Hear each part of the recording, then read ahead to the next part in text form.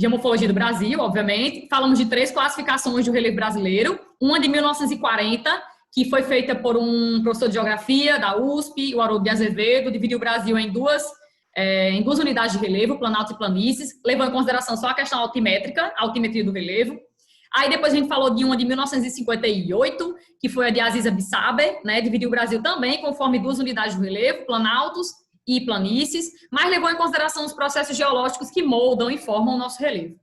E a terceira classificação, que é a mais atual, né? A mais utilizada também na academia, que é essa que a gente está falando dela agora ainda, e vai falar dela ainda durante muito tempo, que é a de Jurandir Rois, também é um professor de geografia. Ele fez essa classificação na década de 1990, foi em 1990, na verdade. E ele insere aí uma nova unidade do relevo, que vai ser as depressões, né? Porque as depressões não é considerada naquela de 1940, de Haroldo de Azevedo, e também não são consideradas na classificação de Aziza Bissaber, de 58. E aqui ele leva em consideração. Ontem eu terminei a aula falando dos planaltos, né? Na concepção do Jurandir Rois, nós temos 4 categorias de planaltos no Brasil. Seriam os planaltos sedimentares, os planaltos em núcleos cristalinos arqueados, que no caso vai englobar o planalto aqui bem próximo da gente, que é o planalto da Borborema. Aí, os planaltos em intrusões e coberturas residuais de plataforma. E, por último, os planaltos em cinturões orogênicos. Esses aqui eu falei ontem deles, né? Que são as maiores feições, né, de relevo que a gente tem no Brasil. Que pega aquela parte leste do Brasil, pegando, sobretudo, o sudeste e o sul do Brasil, as terras mais altas do Brasil. Se localiza nessas áreas aqui de planaltos e em cinturões orogênicos, certo? Formado por estrutura cristalina, principalmente cristalina. Cadê? Tchan, tchan. Aí vamos aqui em cima, planaltos sedimentares. Ó, se é um planalto sedimentar, então a estrutura que forma ele são o quê? São as rochas sedimentares. Ok. Por isso que tá aqui, ó, são quase todos circundados por depressões periféricas ou marginais, e fala da questão dos tipos. Mas espera aí, deixa eu logo dizer o que é isso aí. Planaltos sedimentares são quase todos circundados por depressões periféricas. Professor, o que é uma depressão periférica? É aquela que fica entre uma estrutura cristalina e uma estrutura sedimentar. Fica entre, ali no contato. Então, eu vou encontrar planalto sedimentar, geralmente nessas zonas de contato, certo? De estrutura cristalina e estrutura sedimentar. E também posso encontrar planalto sedimentar em áreas de depressões, né, próximos ali a depressões marginais. Depressões marginais são aquelas que circundam, que margeiam bacias sedimentares. Essa parte realmente é muito decoreba da geografia. Eu disse a vocês que essa aula não era legal, assim, não é muito fácil. Porque ela realmente tem muita palavrinha, muitos termos que vocês precisam fixar. Mas não se cobrem tanto, certo? Não fica Ana Beatriz, ultimamente tem sido só assim? né, ultimamente. Não se cobre muito não, assim, de que decorar essas coisas não, sabe? É claro que a gente tem que tentar aprender o máximo de coisas possíveis. Mas tem coisa realmente que a gente não vai ali pegar assim de cara. Por isso que é necessário que vocês fixem o conteúdo através de questionários, né? Responder questionários, o maior número de questões que vocês tiverem em contato. Mas a gente vai responder uns também, viu? Eu sei que eu tenho que fazer isso. Então, vamos lá. Planaltos sedimentares, formado por estrutura sedimentar, e aqui traz alguns exemplos, né? Planalto da Amazônia Oriental, que é a parte leste da Amazônia, formado na bacia sedimentar da Amazônia. Os planaltos e chapadas, chapada é um tipo de planalto, que tem uma certa escarpa, né, uma declividade. Os planaltos e chapadas da bacia do Parnaíba, planaltos e chapadas da bacia do Paraná, com estruturas geológicas que apresentam terrenos sedimentares e vulcânicos. O planalto e chapada dos Perecis. Não decora essas coisas, é só exemplo. Arqueados. Opa, esses planaltos aqui já sei que eles são superfícies mais altas do que seu entorno, tem uma superfície regular e que apresenta ali uma estrutura cristalina. Ok, porque o nome já está dizendo, planalto em núcleos cristalinos arqueados. Formados no cinturão orogênico. Cinturão orogênico quer dizer o quê? Uma área ali de contato entre placas tectônicas, ou que já ocorreu, no caso, no Brasil, né? Que já ocorreu dobramentos, locais que já ocorreram contato ali orogenético da faixa atlântica, os quais sofreram um intenso processo de erosão terciário, ou seja, terciário na nossa era cenozoica atual. São os planaltos da Borborema, que é um planalto cristalino, que esse planalto que pega Alagoas, Pernambuco, Rio Grande do Norte, e qual é o outro estado, Jesus? São 4 estados do Nordeste. Paraíba, estou esquecendo Paraíba. E Paraíba. E é uma estrutura cristalina, né? Inclusive, a gente vai ver quando estiver falando sobre dinâmica climática, que esse Planalto da Borborema aqui, ele impacta significativamente na falta de chuva na nossa região. Deixa mais seco, porque ele... Vou mostrar até o esquema já já. Ele barra os ventos vindos do litoral, certo? Ele tem uma influência muito forte sobre o nosso clima. E aqui o sul rio-grandense, enfim. Planaltos em intrusões e coberturas residuais de plataforma. Toda vez que você ouvir falar nesse nome residual, significa dizer que são áreas que têm ali tipos de estruturas diferentes, certo? Estrutura cristalina ou estrutura sedimentar, rochas diferentes, e que essas rochas, por serem diferentes, elas têm um tipo de erosão diferencial, né?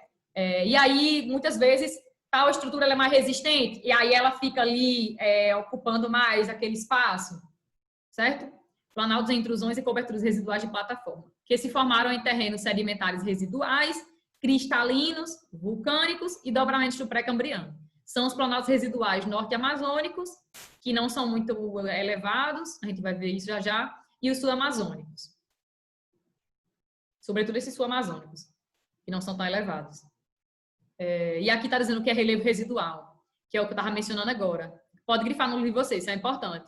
Relevo residual, denominação as formas de relevo que resultam de um trabalho de erosão desigual dos diversos agentes erosivos. Isso se deve ao fato de existirem formações rochosas próximas com diferentes constituições, isto é, algumas mais resistentes e outras menos resistentes. Às vezes você está indo rumo a Natal e você nota que tem ali um monólito, tipo só um bloco de rocha sozinho, né? E aquele bloco de rocha sozinho, ele está ali resistindo, por quê? Porque as rochas que constituem ele são rochas que sofreram uma erosão diferencial, por ela ser mais resistente, e aí ela conseguiu permanecer. Aquilo é um tipo de relevo residual.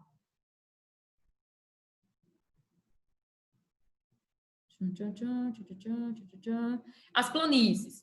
De acordo com a classificação do Jurandir Roys, no Brasil a gente tem menos planícies, né, do que planaltos e do que depressões, porque ele classificou o Brasil em 28 unidades. Aí são 11 planaltos e 11 depressões e apenas 6 planícies. A gente vai ver que algumas planícies, alguns locais no Brasil que eram considerados planícies, de acordo com o Jurandir Roys, passou a ser classificada como depressão.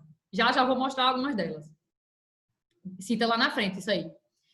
Planícies são locais, unidades de relevo, onde se tem um processo de sedimentação maior, ou seja, acúmulo de sedimentos, que podem ser provenientes de rios, ou de mares, dos oceanos, eles podem trazer sedimentos, ou então até de lagunas, né, de lagunas nas proximidades de praias, enfim. Então, as planícies são caracterizadas por serem unidades de relevo geralmente baixas, né, elas variam entre 0 a 100 metros de altitude, são áreas mais rebaixadas e áreas mais planas. E são receptoras de sedimentos.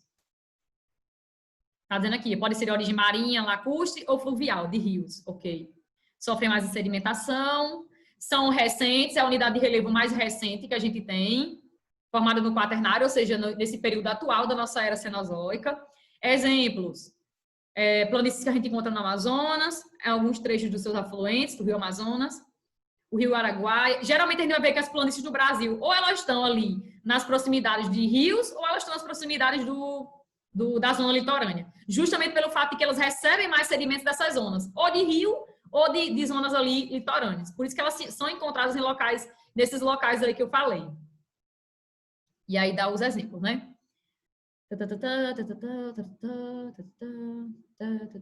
Do Amapá até o Rio Grande do Sul, ou seja, da região norte do Brasil. Eu deveria ter colocado no mapa do Brasil aqui. Eu falhei. Deixa eu ver se dá tempo. Não lembro quando é que os meninos veem isso. Deixa eu ver. Porque a pessoa falar de estado e não mostrar nada, fica uma coisa tão ó. Deixa eu ver se aqui tem um mapa. Eu acho que é divisão regional, né? Aqui não. Espero que vai dar certo. Veja mais só um pouquinho. Deixa eu ver se foi no primeiro bimestre.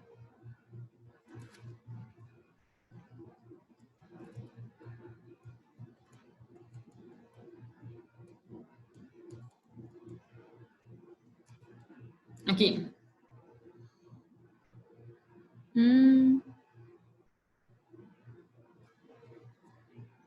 Deixa eu dar uma ampliada nisso.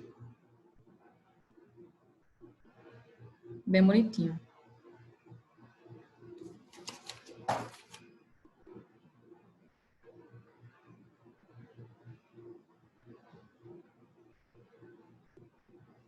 Isso aqui em cima, aqui. Pronto. Então, aqui no livro vocês vêm dizendo o seguinte: do Amapá até o Rio Grande do Sul, ou seja, da região norte até a região sul do Brasil, em trechos do litoral a gente vai encontrar a presença de tabuleiros costeiros, que é uma unidade de relevo voltada para o mar, certo? Voltada para o mar. Que tem ali a sua borda voltada para o mar. Os tabuleiros costeiros, geralmente, depende do local onde você vai encontrar eles. Geralmente, no Nordeste, a gente vai encontrar as bordas dele voltadas para o mar, mas de formação sedimentar. E nas outras partes do Brasil, do litoral brasileiro, que a gente encontra costões, que também é tipo uma falésia, um costão, é tipo uma falésia, mas é de estrutura cristalina. E a gente pode encontrar também uma outra estrutura, que são as barreiras, né? Já as barreiras são muito encontradas no litoral do Nordeste e são de estrutura sedimentar. Mas as falésias não são de estrutura sedimentar, são de estrutura cristalina. E são constantemente erodidas pela ação da abrasão, que é a erosão marinha. Podem atingir cerca de 50 metros de altitude, aqueles paredões. Aí vamos para aqui. Corte do perfil geomorfológico de 3 regiões do Brasil. Região norte. Aí, observe aqui o que é que ele está englobando na região norte, né? Esse perfil aqui se refere a quê? De onde até onde? Se refere de Roraima até o Mato Grosso. Ó, se estende por cerca de 2.000 quilômetros, esse perfil aqui todinho, e constitui as terras mais baixas do Brasil, né? São as terras da Amazônia, são as terras mais baixas do Brasil. Compreende desde Roraima até o Mato Grosso, ou seja, daqui, ó, de Roraima, essa porção norte, até o Mato Grosso. Então, essa porção, ela pega isso aqui, do Brasil. Aí, vamos lá. Como é que se constitui essa porção, essa unidade de relevo aqui da região norte? A gente vai ver que é o conjunto de terras mais baixas do nosso país, é constituído por planaltos, depressões mais baixas, tipo os platôs aqui não são tão elevados, platô é planalto. É constituído por planaltos e depressões mais baixas, são circundados por áreas de tanto estruturas sedimentares, planaltos sedimentares, quanto planaltos cristalinos. Aí, deixa eu ver aqui. Inicia com essa parte norte aqui, ó, os planaltos residuais norte-amazônicos, que é uma parte mais elevada, mais alta desse relevo, que no caso pega aquela parte lá de Roraima, né, dos escudos e as Guianas, é a parte mais elevada. E a parte ao sul, são os planaltos residuais ao sul da Amazônia, que pega o Mato Grosso, no caso, aquela pontinha, aquela parte de baixo, são planaltos um pouco mais baixos, certo? Sofreram um tipo de processo de erosão diferencial. Já falei isso. Aí a gente vai ter uma depressão marginal, né? Aqui nas proximidades do Planalto Residual Sul-Amazônico. Depressão marginal significa dizer que ela margeia uma área de bacia sedimentar, que no caso fica aqui, né? Nessa área de planície do Rio Amazonas, que é uma área de sedimentação constante. Aí a gente vai encontrar nessa outra borda aqui a depressão marginal norte-amazônica. No caso, a depressão também marginal, por quê? Porque ela margeia aqui essa área, essa borda aqui dessa bacia sedimentar, certo? E pronto, é só isso que tem para falar disso aí. Não tem muito o que dizer, não. Aí o perfil da região Nordeste. Já aqui se estende por 1,5 mil quilômetros, vai do Maranhão a Pernambuco. Esse perfil que engloba esses estados aqui, ó. Maranhão até o estado do Pernambuco. Maranhão, Pernambuco. Nordeste. Vamos lá. Deixa eu ver como é que o esquema começa a mostrar. Acho que ele começa a mostrar a partir da escarpa do Ibiapaba. Saindo do Piauí até o litoral do Nordeste, em direção a essa região aqui, ó, saindo daqui, dessa parte aqui oeste, em direção a essa parte leste. Os tabuleiros costeiros se localizam na parte litorânea, né? É onde a gente vai encontrar as barreiras, que são as formações sedimentares que recebem a água marinha e fica ali moldando aquela borda, formando uma espécie de uma falésia que a gente vê no litoral do Nordeste. E aqui também a gente vai encontrar as planícies litorâneas. Enfim, mas é por aqui, vamos saindo daqui. Saindo da parte oeste em direção à parte leste, a gente vai encontrar o Rio Parnaíba, que é um dos rios. Na nossa região nordeste só tem 2 rios que são perenes, né? Que é o Parnaíba e o São Francisco. Enfim, a gente saindo aqui dessa parte oeste em direção à parte leste, a gente vai encontrar planaltos e chapadas da bacia do Rio Parnaíba, ou seja, que está nas proximidades aqui do rio, no caso que manda água para esse rio aí, para o Rio Parnaíba, e vamos encontrar também uma área de escarpa, ou seja, essa escarpa do Ibiapaba é uma área de planalto, certo? Que tem uma certa declividade. Uma escarpa seria a borda de um planalto, uma escarpa é uma borda de um planalto. Nessa região aqui, a gente vai ter essa escarpa, que no caso ela vai ficar margeando essa área aqui, ela vai ficar mais elevada do que a depressão sertaneja. Deixa eu ver se falta mais alguma coisa. Pronto, já falei disso. Não, falei tudo não. Essa escarpa aqui, ela é de estrutura sedimentar, ou seja, formada por rochas sedimentares, e ela é uma cuesta, né? Ela forma uma cuesta. O que é uma cuesta? Cuesta. C-U-E-S-T-A. Cuesta. O que é uma cuesta? É um tipo de escarpa que ela tem descidas diferentes. Ela tem, como é que eu posso dizer? Bordas diferentes. De um lado é suave a descida e de um lado é abrupto. É muito declive. É muito forte a descida. Tipo, ó, se você olhar para essa escarpa aqui, tem um lado que ela é mais declive, ó, por isso que ela é uma cuesta. Tem um lado que ela é mais abrupta e um lado que a borda dela é mais suave. Toda vez que você vê esse nome cuesta, se refere a, tipo, escarpas ou colina ou algum morro que tem bordas diferentes. De um lado é muito declive, né? A declividade é muito forte, e de um lado é mais suave a borda dela, do outro lado é mais suave. No caso aqui é um planalto sedimentar, essa escarpa aqui do Ibiapaba é sedimentar, e ela está circundando uma área cristalina, porque a depressão sertaneja é de estrutura cristalina, e o Planalto da Borborema também é de estrutura cristalina, certo? Já que os tabuleiros litorâneos, grande parte deles são de estruturas sedimentares, do Nordeste. Deixa eu ver se falta mais alguma coisa disso. Não. Aí agora a gente vai para a maior unidade geomorfológica do Nordeste. A maior unidade geomorfológica do Nordeste, por incrível que pareça, é a depressão sertaneja. E é onde, no caso, o relevo de Caicó, né, está constituído. A nossa unidade de relevo aqui é a depressão sertaneja. A gente vai ver que em alguns locais da depressão sertaneja, é uma depressão que se caracteriza por ser mais baixa, rebaixada do que o seu entorno. Ela é bem mais baixa do que o seu entorno. Se você olhar aqui no planozinho, né, ela realmente é muito mais baixa. Mas existem alguns enclaves dentro da depressão sertaneja. Professor, o que é isso, esses enclaves?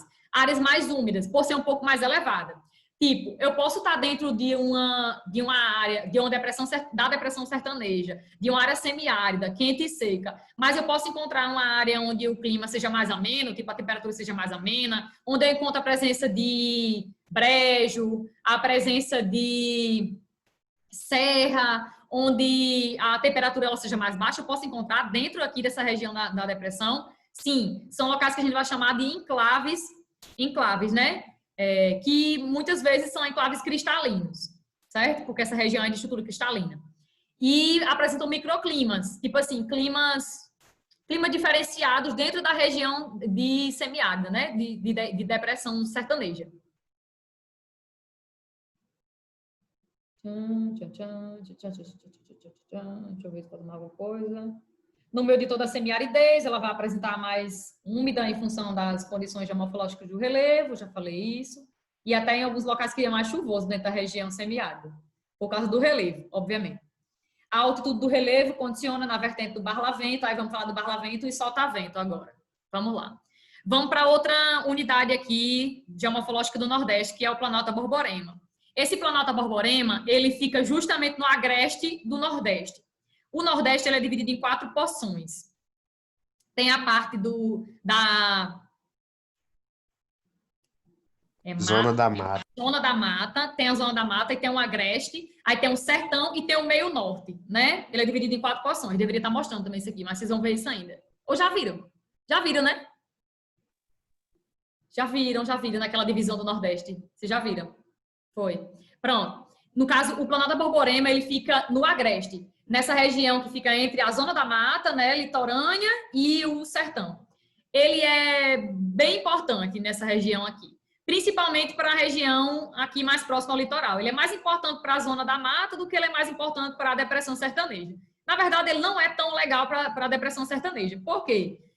Quando os ventos carregados de umidade, eles saem do Oceano Atlântico rumo ao interior do Brasil, ao interior do Nordeste, no caso, ou seja, rumo na nossa região aqui de Caicó, eles são barrados no Planalto da Borborema. É um planalto que, assim, em média, ele tem 400 metros de altitude, mas tem alguns picos do Planalto da Borborema que pode chegar até 1.000 metros. E aí, o que é que acontece? Esse planalto, ele barra os ventos carregados de umidade do litoral para a nossa região, deixando a região da depressão sertaneja seca.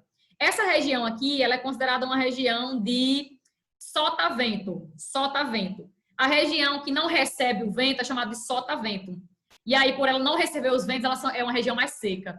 E a região que barra os ventos é chamada de barlavento. Então, aqui, ó, nessa costa aqui do Atlântico, aqui podem ocorrer chuvas orográficas. O que é uma chuva orográfica? Também é chamada de chuva de relevo.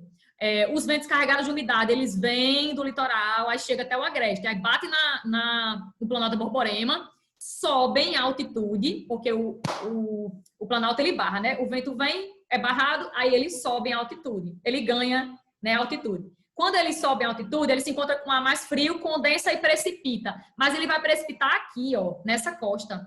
Ele não precipita na nossa região. Por quê? Porque ele foi barrado já, o vento já foi barrado, o vento úmido. Então, aqui, essa região é chamada de região de barlavento. É a região que barra os ventos, certo? Vindos do litoral. É uma região que pode, sim, ocorrer chuvas de relevo, justamente pelo fato que o vento é barrado aqui por essa unidade de relevo, que é o Planalto da Borborema, que engloba 4 estados brasileiros, né? Que eu já falei. Pegando aqui desde Alagoas, ó.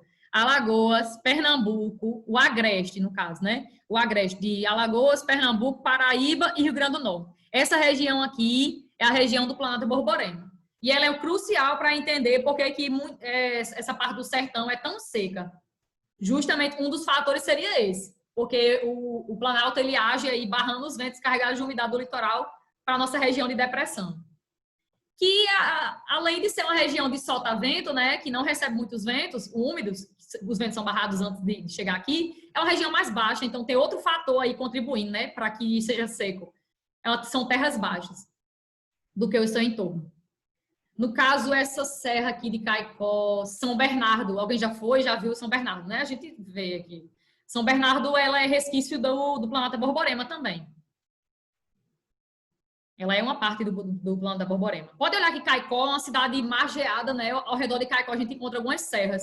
Justamente porque Caicó está dentro da depressão sertaneja, de uma área que é mais rebaixada do que o seu entorno. Ok. Aí agora falta falar sobre o quê? Eu falei disso. Na vertente do Barlavento, existe a formação de florestas pluvio-nebulosas, como a presença da Mata Atlântica, formação de brejos de altitude e pé de serra, formação de ressurgência e redução da taxa de evaporação. Sim, vamos lá. Nessa região aqui litorânea, a gente vai encontrar a floresta da Mata Atlântica, né, que é uma floresta tropical. Essa floresta ela é beneficiada por se localizar no litoral, mas também porque o fato de que ela recebe ventos úmidos, né? É uma área úmida que sofre a maritimidade, portanto, ela é beneficiada por esse clima litorâneo. Acho que eu já falei de tudo. E tá perto, é? Não, peraí, acho que vai dar tempo. E aqui o terceiro perfil... Ana Patrícia, isso é importante? É muito importante. Certeza. Entendeu Sério, nada? muito? Entendeu nada?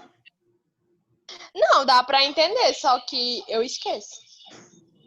É a parte que eu falei que...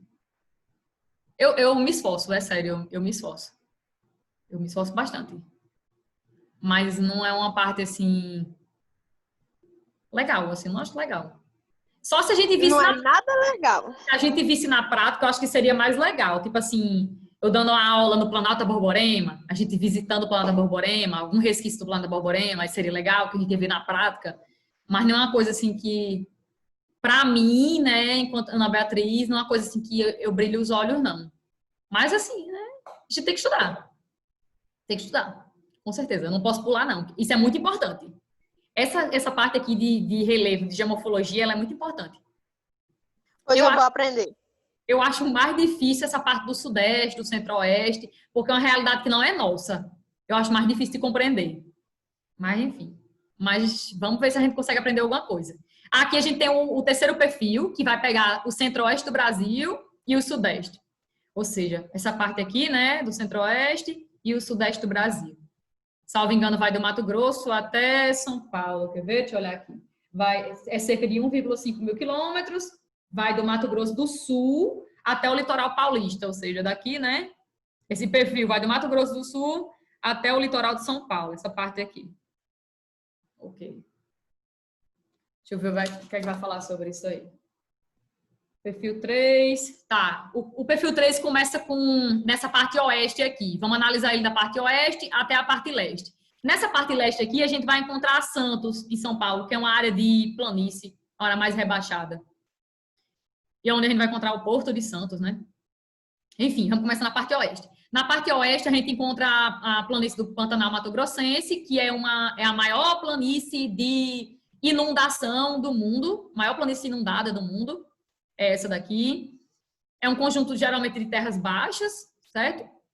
Quase planas. Tem uma certa... eu ia dizer certa planície. É uma área plana, enfim.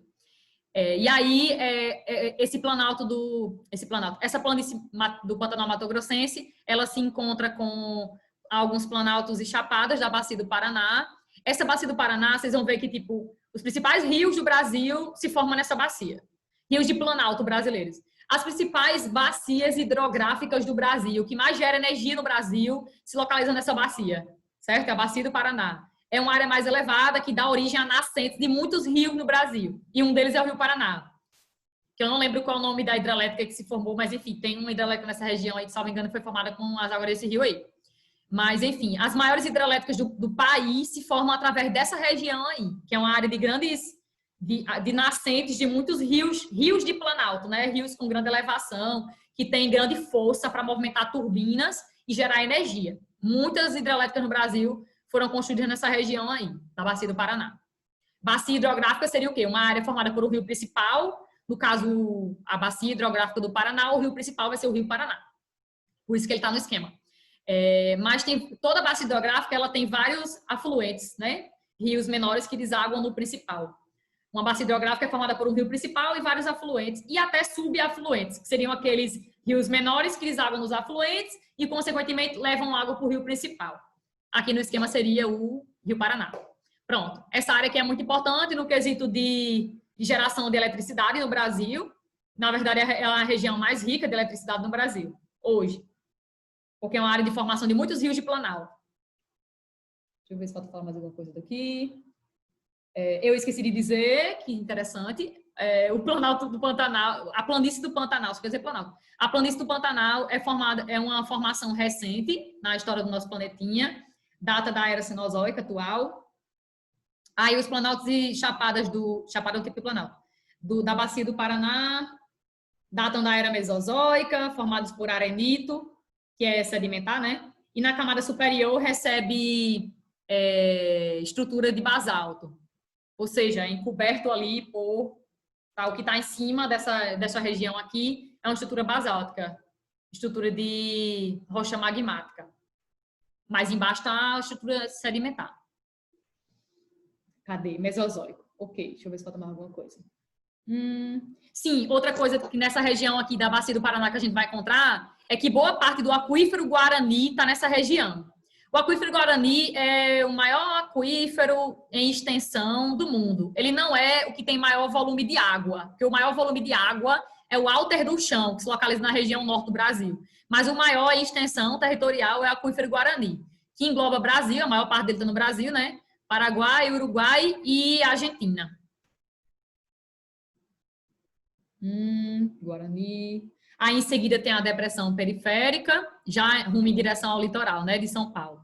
Tem a depressão periférica, que é uma depressão que fica entre uma estrutura cristalina, ali na zona de contato, entre uma estrutura sedimentada, bacia do Paraná, e uma estrutura cristalina.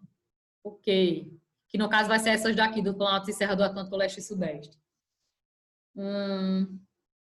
Os Planaltos e Serra do Atlântico Leste e Sudeste submetem, sim, vão se estendem desde o Rio Grande do Sul até Minas Gerais. E tem os costões, cadê? Se estende desde o Rio Grande do Sul até Minas Gerais. Essa é a região mais elevada, né? Que eu já falei milhões de vezes, do Brasil, onde a gente encontra planaltos e serras. Sobretudo de estrutura cristalina, né? Uma área de dobramentos antigos no Brasil, que já sofreu movimentação orogenética. No passado, onde o Brasil estava ali numa área de grande movimentação tectônica.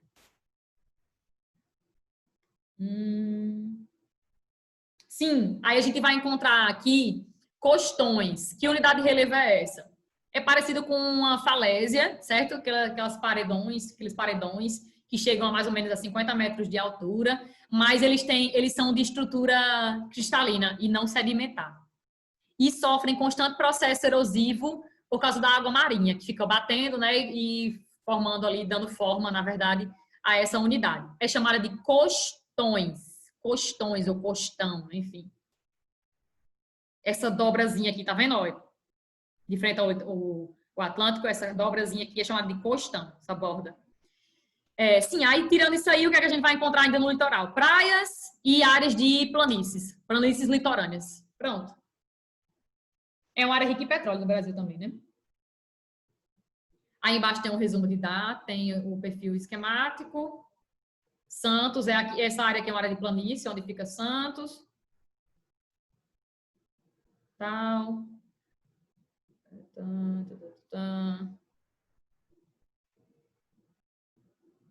Aqui são alguns exemplos, né, de serras que a gente encontra na região Serra, Vale, as que têm uma certa altitude, né, as áreas mais altas do Brasil. Serra da Mantiqueira, corta Minas Gerais, Rio de Janeiro, São Paulo.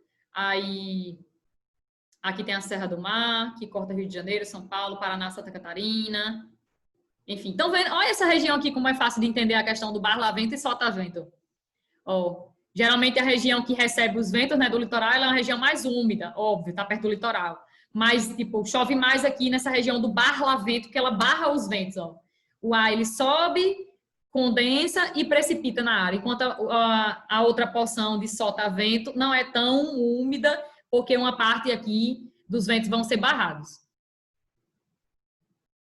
Por isso que tem aqui, ó, ilha seca na sombra da montanha.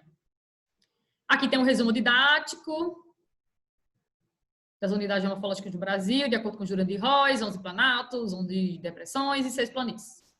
E aqui vai falar um pouquinho dos planaltos e um pouquinho das planícies. Vamos lá. Vixe, só falta menos de um